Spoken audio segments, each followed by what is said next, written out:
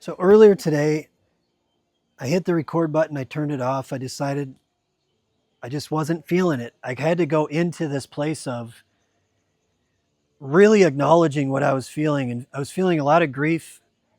I was feeling a lot of sadness in my heart. I was feeling a lot of pressure in my head in the context of trying to figure out how to navigate this thing. And I was reminded of so many life lessons today that all just came in boom, boom, boom, boom, boom. Surrender, acknowledgement, allowing my emotions, allowing my thoughts, stepping back and observing my experience.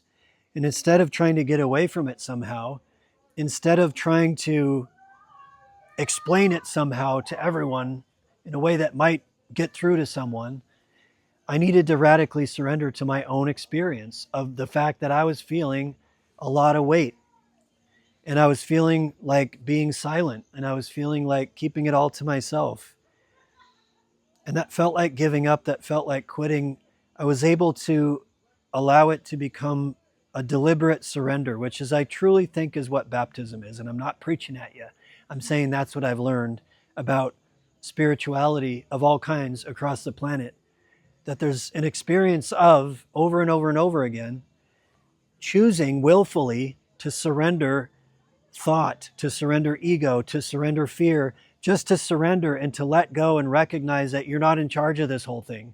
And I'm not in charge of this whole thing. And ironically, by fully surrendering all of the stories I'm telling and all the shit I'm holding on to, and the grief and all of it, I get to notice that what remains when you let go, once again, is love, compassion, connection, what can only be described as spirit, Holy Spirit, Christ, Christ consciousness, God. What all the stories are about is what you experience when you radically surrender. And I'm not preaching, I'm talking about my own lived experience and what I've been taught over and over again. And man, was I on my knees earlier tonight. I really was. I was on my knees in like a child's pose, and I was opening up my breath, and a lot of gunk was coming out of my gut and out of my chest, and I was like coughing it out.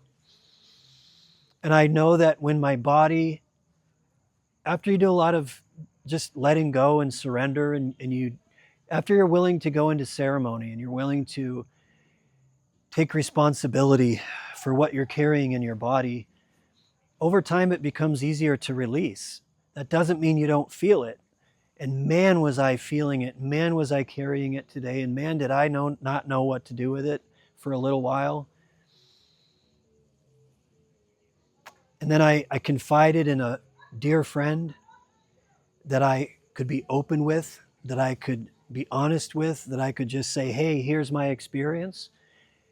And I could do that without attachment, without dumping it on her, without dumping it on someone else, without dumping it on my children. I don't want to dump it on anyone out there. And just by acknowledging it out loud, I was able to go into more of a state of surrender and observation and feeling. Pretty soon I'm on the ground in my living room, genuinely having emotion come up through my body and through my chest and through my throat and through my eyes. And it wasn't big and dramatic. It was actually just I had to radically surrender and allow my body to go through that. And I really felt it. But on the other side of that is the love, is the God, is the salvation, is the joy, is the peace, is the strength, the courage. So I recognize that I want to be present to my experience, allowing a state of love, allowing a state of courage, allowing a state of joy, allowing a state of humor, even in the context of a world that wants to prey upon me. The world's always been trying to prey upon us.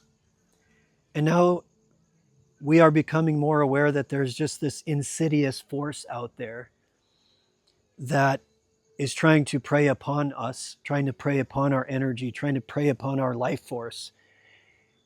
And this force has created all kinds of institutions and organizations that it forces upon us while it's telling us we need them and we have to participate in them or else. And yet these institutions prey upon us. They wage war on our backs. They reap the benefits of it. It's obvious we're observing that in real time. We take on the debt. And in taking on the debt, we become overwhelmed and exhausted and poor and sick and unhealthy. They're sucking up all the life force for their pleasure, for their power, for their dominion, for their profit. They're putting all the debt on us. What do you think the story of Christ was really about? I'm not going to say any more than that. What do you think the story of Christ was really about? All the debts are put on us. They take all of the life force away from us. That is why our consciousness and our attention is the greatest commodity, because wherever we put our attention, wherever we put our consciousness, however we express, they will pathologize and punish in accordance with how we respond. What I notice is I just want to be present to my experience in a state of love, in a state of honesty, in a state of courage. And I don't want to become consumed with trying to do battle with the boogeyman and trying to convince others what the boogeyman is.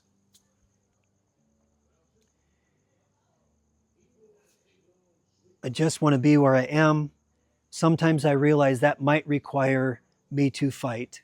It might require me to stand my ground. It might require me to just share my honest experience as openly as I can. It might require us at times to actually have to hold our community, our tribe, our village accountable to our most sacred shared agreements and our most sacred shared covenants and the very bedrock of the agreements that allow us to exist as a community, as a family, as a tribe, as a nation.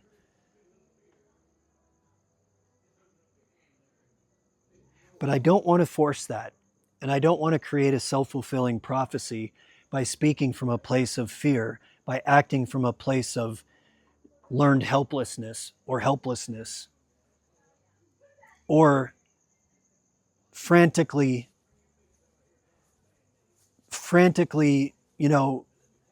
wailing in the water and like treading water and trying to survive. I don't want to communicate from that point of view. So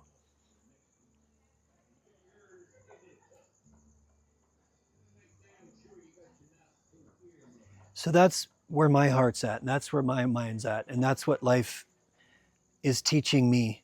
That's what God is teaching me. That's what community is teaching me. That's what Source is teaching me, is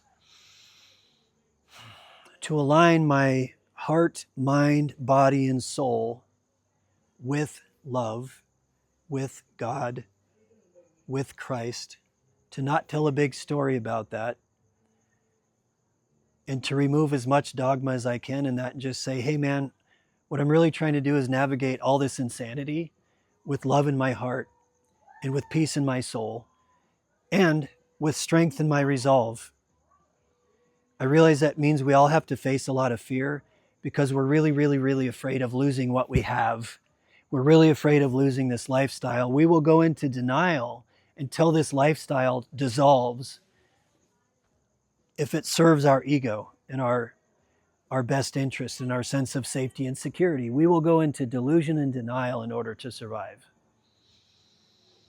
because we are adapting to an abusive home. And I don't want to behave that way. And so I think the simplest thing I can say is I am noticing how my body and how my mind is responding and reacting to my awareness of the world around me. And I'm trying to take as much responsibility in that as I can. And I'm sharing that experience as it's unfolding. I don't have any solution. I'm not trying to propose that I do. And I'm not trying to impose. I'm just sharing my experience of navigating and working through this. And I recognize my awareness and my attention is my greatest commodity, is my greatest source. And where I put it is really important. How I align it is really important. How I share it is really important.